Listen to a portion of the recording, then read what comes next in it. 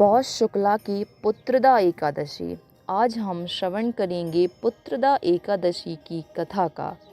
भगवान श्री कृष्ण बोले, हे धर्मपुत्र, पौष मास के शुक्ल पक्ष की एकादशी का नाम पुत्रदा है।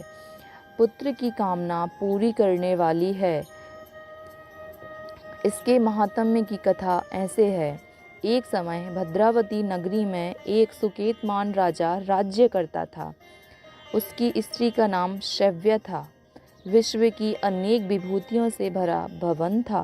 द्वार पर चिंतामणियों का प्रकाश था, परंतु राजा की आंखों में अंधेरा सा प्रतीत होता था, कारण कि उसका पुत्र नहीं था और वह स्वर्ग के सुखों को नरक के समान कहता था।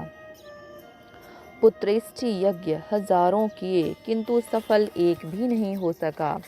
देवताओं को लाखों प्रणाम किए, आशीर्वाद भी मिला, बेचारा हार गया और बुरे बुरे विचार करने लगा। क्या करूं, विष खा लूं और भूत बन जाऊं तो ही अच्छा है, परंतु यह चिंता अच्छी नहीं है।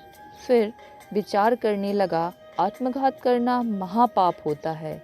इस चिंता से छूटने का उपाय वनवासियों से पूछूं। घोड़े पर सवार होकर वन विहार करने लगा। पशु पक्षी इत्यादि जीवों को पुत्रों के साथ खेलते हुए देखा। मन में कहने लगा, मेरे से तो यह भी सौभाग्यशाली हैं।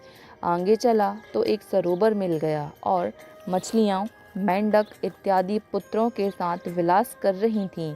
विचार किया कि यह सब भी मेरे से तो बहुत अच्छे हैं। सरोवर के चारों तरफ मुनियों के आश्रम थे। राजा घोड़े से उतर के मुनियों की शरण में गया और प्रणाम कर पूछा, आप कौन हो?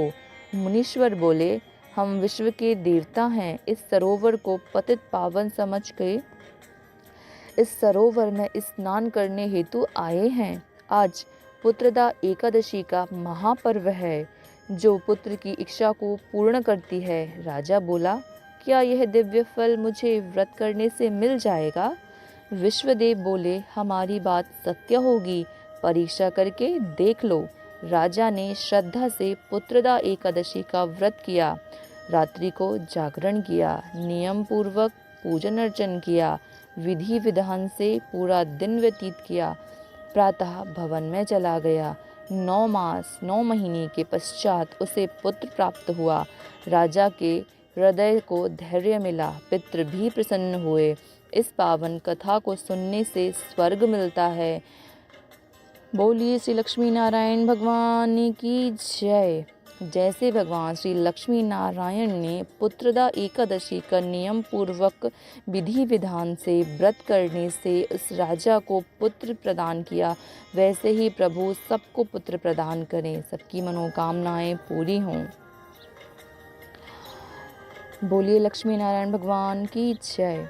इस दिन नारायण जी की पूजा की जाती है। इस दिन बछड़े की माँ गौ के दूध का सगार लिया जाता है।